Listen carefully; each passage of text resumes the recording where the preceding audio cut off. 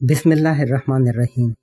दोस्तों, आज की वीडियो शुरू करने से पहले आप लोगों से गुजारिश है कि अगर अभी तक आप लोगों ने हमारे चैनल को सब्सक्राइब नहीं किया तो प्लीज़ हमारे चैनल को सब्सक्राइब कर दें और घंटी के निशान को भी दबा दें ताकि हमारी तमाम वीडियोस का नोटिफिकेशन आप लोगों को मिलता रहे। शुक्रिया।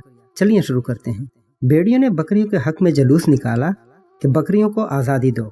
बकरियों के हकूक मारे जा रहे हैं, उन्हें घरों में कैद कर रखा गया है।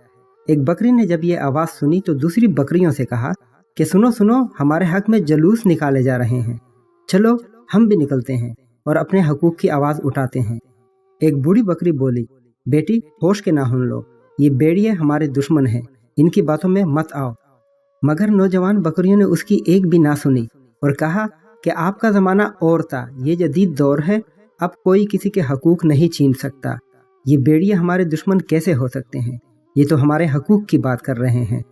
बूढ़ी बकरी ये सुनकर बोली, बेटा ये तुम्हें बर्बाद करना चाहते हैं, अभी तुम महफूज हो, अगर इनकी बातों में आ गई तो ये तुम्हें चीर पाड़ कर रख देंगे।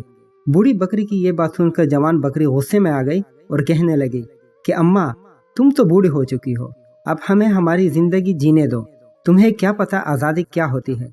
बाहर खूबसूरत खेत होंगे, हरे भरे बाग होंगे, हर तरफ हरियाली होगी, खुशियाँ ही खुशियाँ होंगी। तुम अपनी नसीहत अपने पास रखो, अब हम मजीद ये कैद बर्दाश्त नहीं कर सकती।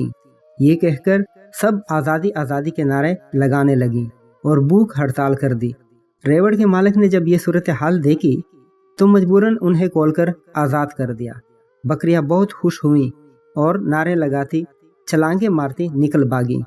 थोड़ी ही देर गुजरी थी कि भेड़ियों ने बकरियों पर हमला कर दिया और मासूम बकरियों को चीर पाड़ कर रख दिया, क्योंकि भेड़िए इसीलिए तो उन बकरियों के हकूक की बात कर रहे थे ताकि उनके लिए बकरियों का शिकार करना आसान हो जाए। आज औरतों के हकूक की बात करने वाले NGOs दर हकीकत औरतों तक पहुंचने की आज़ादी चाह रहे हैं।